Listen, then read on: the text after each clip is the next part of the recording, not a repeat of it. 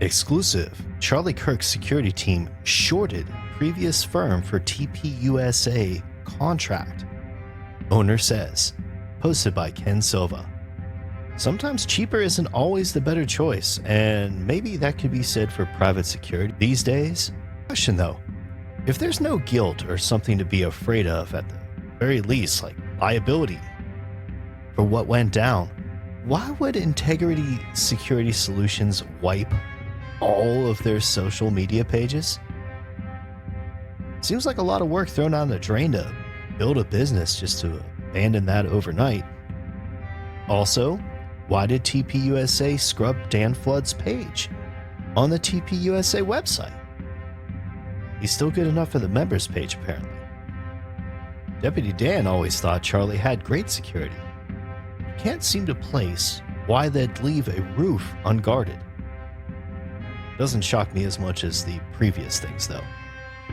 Jeffrey Epstein paid someone to massage Andrew.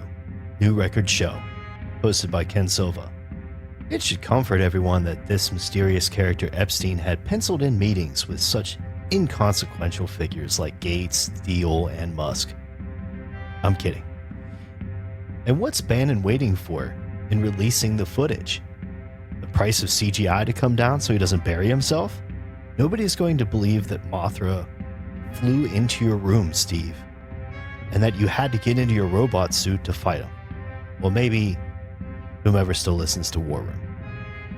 And $200 to massage Prince Andrew? Have you seen that freak that claims he doesn't sweat?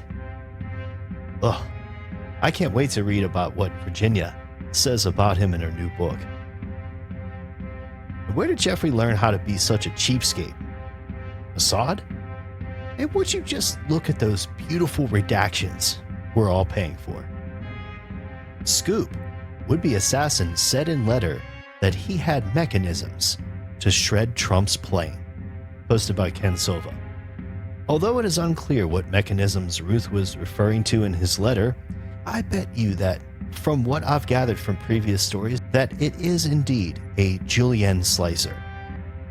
They are dangerous. I did cut my finger making sweet potato fries that one time, and never again.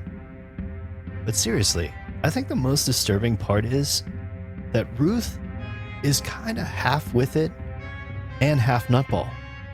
And he still had the wherewithal to get himself close enough to the President of the United States after living in a truck stop with Vienna sausages as his pre-assassination fuel. That pretty much means any whacked-out vagrant can waltz right up to a US president with a rifle, and the Secret Service will miss them, like the divine intervention scene in Pulp Fiction. Perhaps he can teach a class on how to build drones in prison. Nobody's allowed to bring any pens to class, though.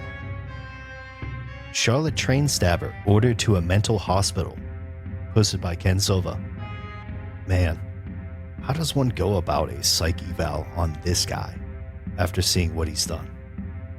How could anyone pretend that what this man did was sane in any way?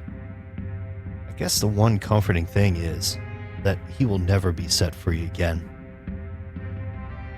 What would a trial get him in today's world after many of us have seen the footage? Would he be able to work with any professional to come up with some sort of defense that would reduce his sentence? To what? Less life sentences?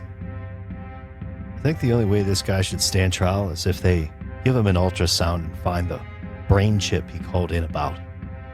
Until then, maybe it's a good thing for the rest of us to focus on helping the family of Irina Zaritska. Come back next week to see what makes the tape.